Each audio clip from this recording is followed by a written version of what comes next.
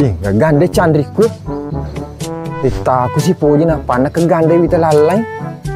Ay lo si sengaja ke bolana patalama. Barak ke solusin na. Ay.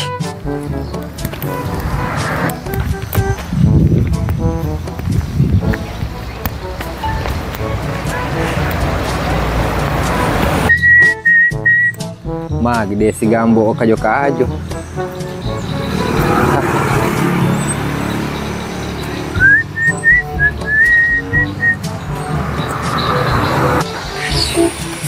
Oh iya, kami ratas sama aja mah. Oleh kami pertama mak tukulala.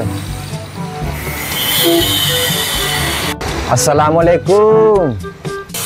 Waalaikumsalam. Kato ngeski wita tiambo Yo kita tudang.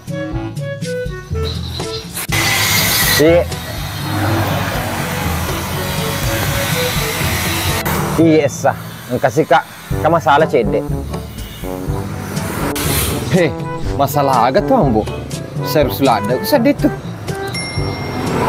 Iya, sah, liwa sedih masalah aku ya, masalah papo ji.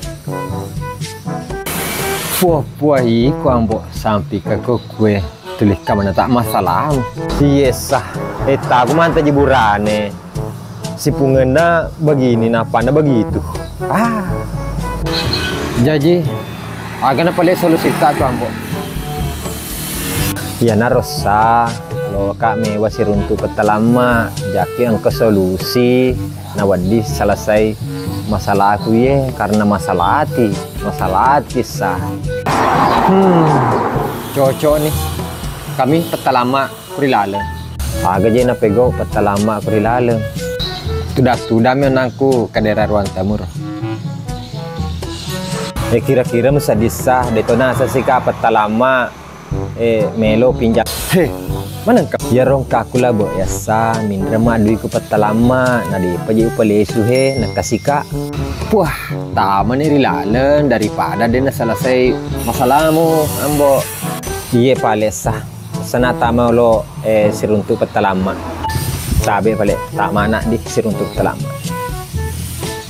Assalamualaikum. Weh, waalaikumsalam. Weh, ambo, tamai. Iya, telama.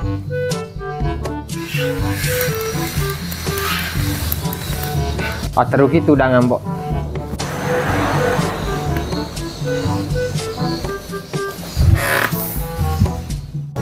Agak tuh ambo. Lo siko pinjam 100.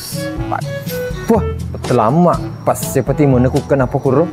Agak pale mengkasih mai anu telama masalah papo ji masalah hati